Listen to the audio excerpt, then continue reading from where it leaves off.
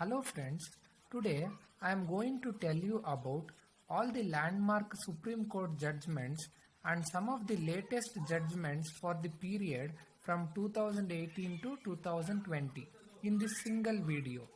This one video is sufficient for your exam preparation on Supreme Court judgment. I am going to tell you such details which are absolutely necessary from exam point of view.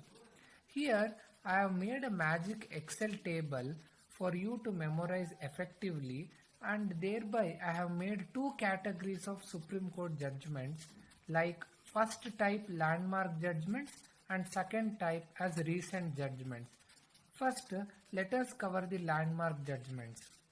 As you can see from the table, we have the type of judgment in the first column, then we have the year of judgment announced in the second column, then in the third column we have the case name, and in the fourth column we have the key points related to the case.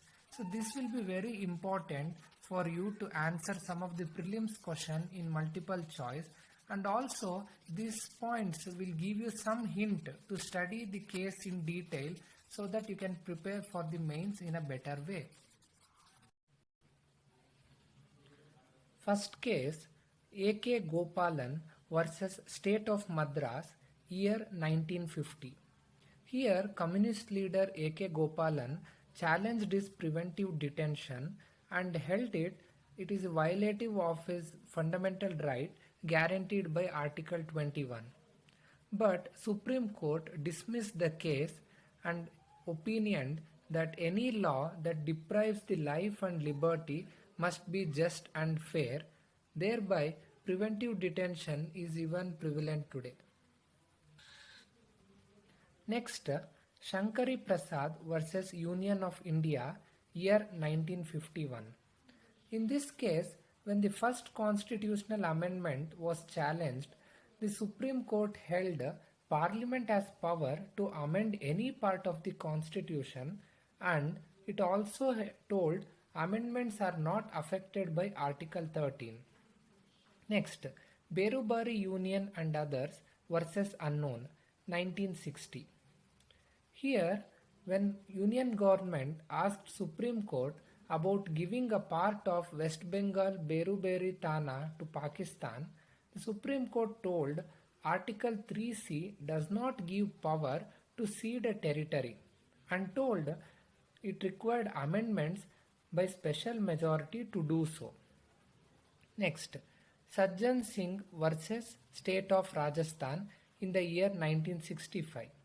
Here, Supreme Court again held like before in the Shankari Prasad case, but for the first time the dissented judges hinted on the basic structure doctrine. Next, we have Golaknath versus State of Punjab in the year 1967. Here, Supreme Court reversed its stand in the Shankari Prasad case and held amendments is also covered by Article 13 and Parliament has limited powers under Article 368, but the government passed 24th Amendment to overcome this ruling. Next, we have the R.C. Cooper versus Union of India in the year 1970. When the Supreme Court questioned the nationalization policy of the then government, it overcame by enacting the 25th Amendment. Next, Madhavrao Scindia versus Union of India case in the year 1970. Here, Supreme Court rejected the President order of abolition of privy purse benefit, but again the government took its step in the abolition of privy purse by enacting the 26th Amendment. Next, we have a very important case, that is Keshavananda Bharati versus State of Kerala, 1973. Here, the long-standing question of Parliament's power to amend Constitution was in question. The Supreme Court took a balanced view and held Parliament can amend any part of the Constitution without affecting the basic structure of the Constitution. For the first time, the doctrine of basic structure was introduced. Next, we have Indira Nehru Gandhi versus Raj Narayan case of 1975. Here, the Supreme Court held judicial review is a feature of basic structure, and it struck down the 39th constitutional amendment which made elections of president vice presidents immune from the judicial review. Next, Menaka Gandhi versus Union of India, year 1978. Here, right to go abroad was interpreted as given by the Article 21, thereby widening the Article 21's reach. Next, Minerva Mills versus Union of India in the year 1980. Here again, Supreme Court held judicial review is a basic structure and it removed sections violating it. Next, we have Vaman Rao versus Union of India 1981. This case told acts added in the 9th schedule before the April 24th, 1973, that is the judgment of Keshavanand Bharati case, only enjoyed the immunity given by Article 31B. Next, we have Shahabanu case of 1985. Here, for the first time, Uniform Civil Code was in light. Supreme Court held Criminal Procedure Code over the Muslim Personal Law. Next, we have MC Mehta versus Union of India in the year 1986. The gas leak from Shriram Industries and the liability was in question. Supreme Court held the Article 32 also covered after violation is done and absolute liability on the part of the company. Next, we have Indra Shenoy versus the Union of India 1992. Here, Supreme Court capped the reservation at 50% for the backward class and held caste is the only criteria for backwardness. Next, we have the S.R. Bommai versus the Union of India case 1994. This Supreme Court judgment limited the President rule promulgation, telling the House's approval are required for dilution of the state legislative assemblies. Next, we have the Vishaka and others versus State of Rajasthan in the year 1997. This was a landmark case for defining the sexual harassment at workplace, and thereby the Supreme Court released the Vishaka guidelines in the same manner. Next, we have the Samatha versus the State of Andhra Pradesh case in the year 1997. Supreme Court nullified the mining leases granted to the private companies by the government of Andhra Pradesh and authorized only the government and the government companies for the mining leases. Next, we have I.R. Coelho versus the State of Tamil Nadu in the year 2007.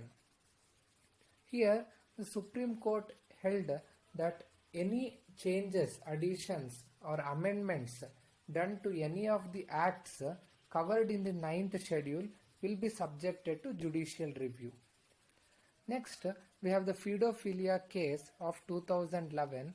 Here, the Supreme Court upheld the conviction and the term of 6 years imprisonment given to the UK nationals, which was reduced by the Bombay High Court, thereby adding the child crimes as a very heinous crime. Next, we have the Aruna Shanbhog case of 2011, who was in a vegetative state for more than 30 years. The Supreme Court rejected the petition, but it allowed the passive euthanasia with guidelines. Next, we have Nota judgment of 2013. Here, the Supreme Court directed the Election Commission to remove the rule number 49O of the Representatives of People's Act 1951 and give the nota option in the EVMs for the voters. Next, we have Lily Thomas versus Union of India case of 2013. Here, the Supreme Court held for the immediate loss of membership to the convicted MPs or MLAs or MLCs who had been sentenced for minimum 2 years of imprisonment. Previously, they were enjoying immunity, that they were getting a 2 months prior notice for appealing. So this immunity was removed. Next, we have the National Legal Services Authority versus Union of India in the year 2014. In this case, Supreme Court held transgender as the third gender and classified them for minority and told to provide them for opportunities as a socially and economically backward class. Next, Justice Puttaswamy versus Union of India in the year 2017. In this case, Supreme Court held right to privacy is a fundamental right covered under Article 21. Next, we have the Shahayara Banu case of 2016. So here, the Supreme Court not only removed the triple talaq but also removed nikah halala and polygamy from the Muslim personal law and held them criminalized. Next, we have the Navtej Singh Johar versus Union of India in the year 2018. So this case made gay sex valid and it removed the section 377 and held it as unconstitutional. Now let's come to the second category of Supreme Court judgments, that is recent Supreme Court judgments. I am not going to go in detail for the cases, but I am only going to read them once for your reference. First, we have the Sham Narayan Chokshi versus Union of India 2018. Here, the Supreme Court held playing national anthem is not mandatory for the theatre owners, but it is their discretion to play the national anthem or not. And so, if the national anthem is played by the theatre owners, it is going to be obligatory for the citizens to stand up and show respect for the national anthem. Next, we have Shafin Jahan versus Ashokan case of 2018. Here, Supreme Court gave 2 points for us. That is, right to marriage is a fundamental right under Article 21 and right to convert is also a fundamental right of an individual. Next, we have Shakti Vahini versus Union of India 2018. Here, preventing the consenting adult marriage by Kap Panchayat is made illegal and honor killing is provided for fast track courts by the Supreme Court. Next, we have the Common Cause versus Union of India in the year 2018. Here, Supreme Court gave support for passive euthanasia and it held right to die with dignity is also a Article 21 right. Next, we have Joseph Shine versus Union of India 2018. This case criminalized adultery and the Supreme Court struck down the section 497 of the Indian Penal Code. Next, we have the Indian Young Lawyers Association versus State of Kerala 2018. This case is also famously known as the Sabrimalai case. Here, it held Article 14 and 25 over the Article 26, thereby struck down the 3B of the public worship rules and mainly which excluded women entering the temple. Next, we have the Swapnil Tripathi versus Supreme Court of India in the year 2018. Here, Supreme Court paved way for live streaming of Supreme Court proceedings, and it held right to access to justice. Next, we have the Jarnail Singh versus Lakshmi Narayan Gupta case of 2018. Here, the creamy layer category was extended to SC/ST categories, and reservation in promotion was upheld. Next, B.K. Pavitra versus Union of India of 2019. Here, Supreme Court upheld the consequential seniority reservation policy. Next, sexual harassment and the CGI.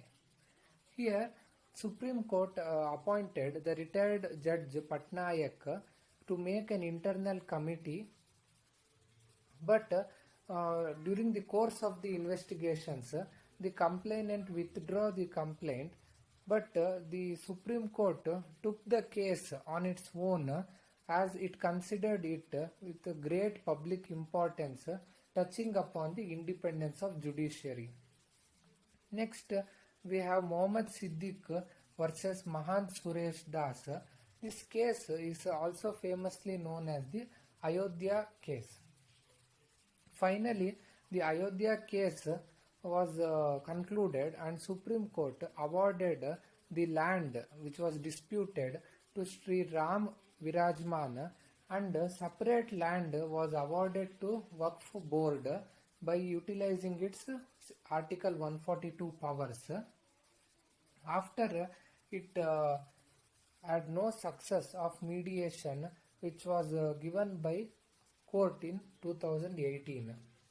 Next, Indian Hotel and Restaurant Association versus State of Maharashtra 2019.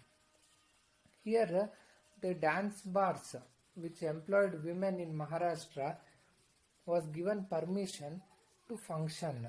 Earlier, Maharashtra government imposed strict guidelines which made their function virtually impossible.